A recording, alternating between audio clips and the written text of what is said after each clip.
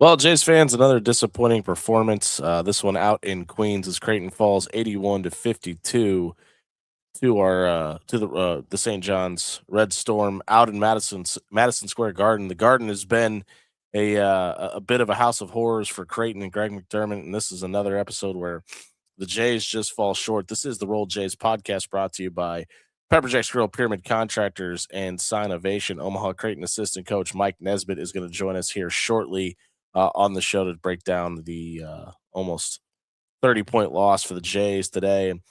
And another just head scratching performance. I mean, we not a single Creighton player scoring in double digits. The formula for success out in stores didn't seem to replicate down to what was happening in today in New York. And Creighton assistant coach Mike Nesbitt now joins us. Coach, tough one out in New York. Obviously, not able to duplicate what you guys are able to have success doing in stores. What did you see from St. John's Day that caused that?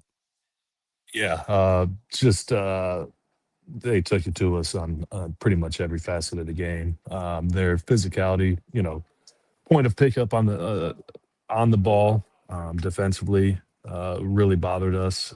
They were able to get out and run in transition early on, and then we kind of settled in. I thought for a decent stretch in the first half, and kind of played them even. And then the last 4 or 5 minutes of that first half, they went on a little bit of a run again, and then, it was 34 to 44 game early second half, and they just upped their intensity level up, and we didn't have any answers.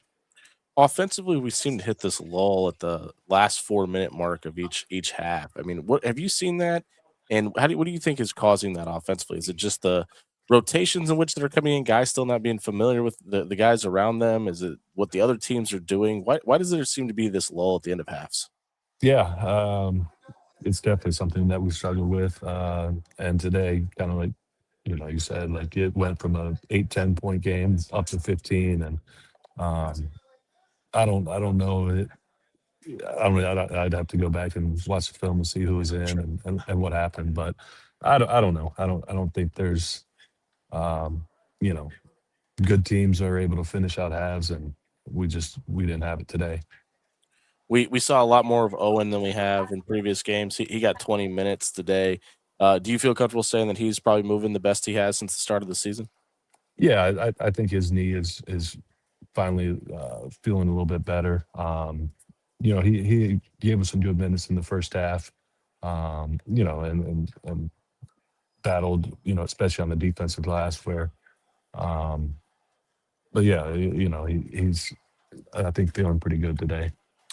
It, Break down this road trip for us. I mean, you knock off a top 10 team in stores, you come back into New York and lose by 30. How do you sum up these two games as a whole? Um, yeah, it stinks that this is the taste that we're leaving after this road trip after such a big win. Um, you want to be competitive, and we were not very competitive today. So, um, hell of a win Wednesday night. You'd love to come in and, like I said, just be able to compete, and we didn't have it today. When you have 3 games left in the schedule, like you guys do, what's the message to the team coming back to Omaha? Um, I thought after the Yukon game, we actually had 2 pretty good days of practice where we got better. So I think that's going to be the main message is, you know, uh, showing up at practice on Monday. And we've got, you know, 2 home games this week, and we need to be able to take care of our home court. And, we got to get back on the practice floor and continue to get better. Well, coach, we'll wrap it up there. We'll let you get back on the plane, head back home. Safe travels. We'll see you back in Omaha. Sounds good. Thanks, man.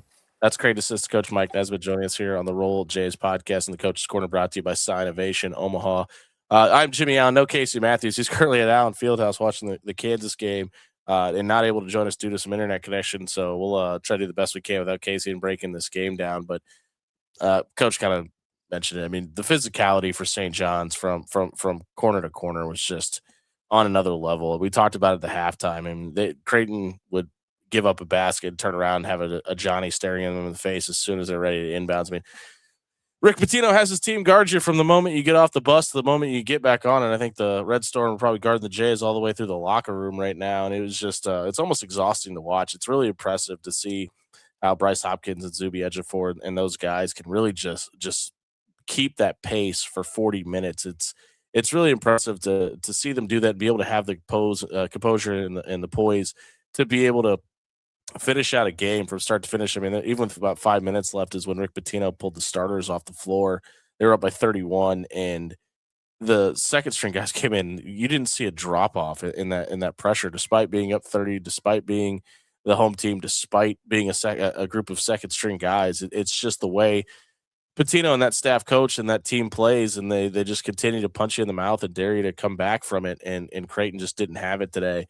Just looking at the starting five, Jason Green finishes with 2 points, Josh Dix finishes with 8, Nick Graves with 5 on just one made field goal, and Fedor Zugic with 9, and Isaac Trout with 6. I will say this about Fedor though, since the introduction of him into the starting lineup, he's looked different. He looked more confident.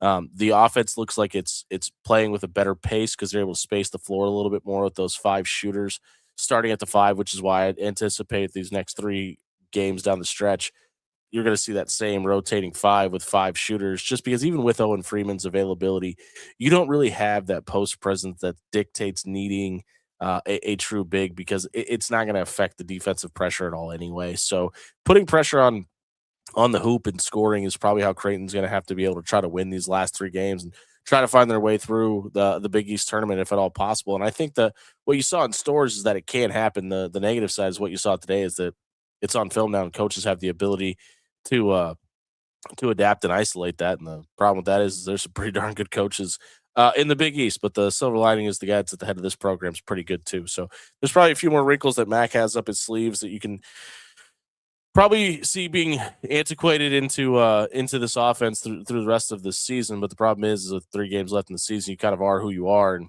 you got to kind of piece it together to try now to essentially try to win 4 games out of New York and win the Big East tournament if you want to talk about a successful run to March. And that's probably a little easier said than done at this point. I mean, this team has its warts, and they're there's a lot of talk about next year and bringing this guy back, or what does it look like if we're able to return that piece, and that's all good and well. But this coaching staff's got to prepare for these next 3 games. They got to prepare, hopefully 1 or 2 games, if not more, in New York City as well. And it would be nice to say, okay, we're going to roll the ball out, and Austin Swartz and Hudson Greer and these young guys are going to try to piece it together for what we think we can get back next year. And thank Josh Dix and Nick Graves for their services, and wish them the best in their next stop. But it's the reality is that those 2 guys, the latter portion of that conversation, are probably your 2 best players right now. So you got to find a way to try to win these next 3 games, stack some sort of momentum heading into New York, because the fact of the matter is you did just beat UConn, and they have beaten St. John's, and there is a path where Creighton could win a few games, get hot, because they do have the shooters. Listen, I mean, we've seen Isaac Trout hit 6 of 10 3-pointers this season, but then again today you see him go 2 for 4. So if Creighton gets the right matchups in New York, there's absolutely a possibility of not a very good one, but there's a path in which Creighton could win the Big East tournament. That's probably on the lower end of 10%, if we're being honest. So you got to find a way to try to get as much positive momentum out of these next 3 games, so you have belief in this team that they can even will that to happen. Well, now that's a lot easier said than done, as I mentioned, and we'll see how they respond when they come back to Omaha. The Jays finish out on Wednesday with DePaul, then Providence comes to town on the 28th, and then March 4th they go to Hinkle to play Butler. And listen, it's a down year for the Big East. I think all 3 of those games are winnable games. I mean, we just lost to DePaul in Omaha by a 1-point margin. They kept that game competitive. They lost at Providence, giving up 93 points, and you got to feel like you could put that on film and say, okay, do you want to let this happen again, or you can do something about it? And obviously, Creighton was able to beat Butler at home earlier in the season, and this is a down year for the Bulldogs. So I think all 3 of those games are absolutely winnable, especially with 2 of them being at home and the other one being against a not very good Butler team. Now, what does that look like? Does that mean anything heading into New York? I guess we'll have to wait and see. But we will be back with you on the 25th, and just 4 short days away as Creighton takes on DePaul at home. That one on Wednesday night.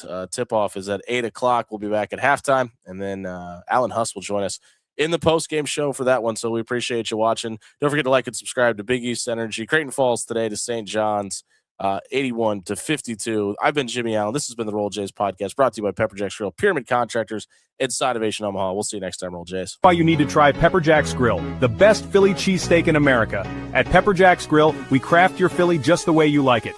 Fresh ingredients, sizzling on the grill, and endless customization options. Not just Phillies, we've got rice bowls, burritos, nachos, and even vegetarian choices. And don't forget those crispy fries with our famous spicy ranch. With 10 great locations in Omaha, there's a delicious meal waiting for everyone in the family. Pepper Jack's Grill, your Philly, your way. At Pyramid Contractors, we do it all. From repairing or replacing your roof to updating siding, windows, or gutters. When you have a home improvement project, call Pyramid Contractors. Pyramid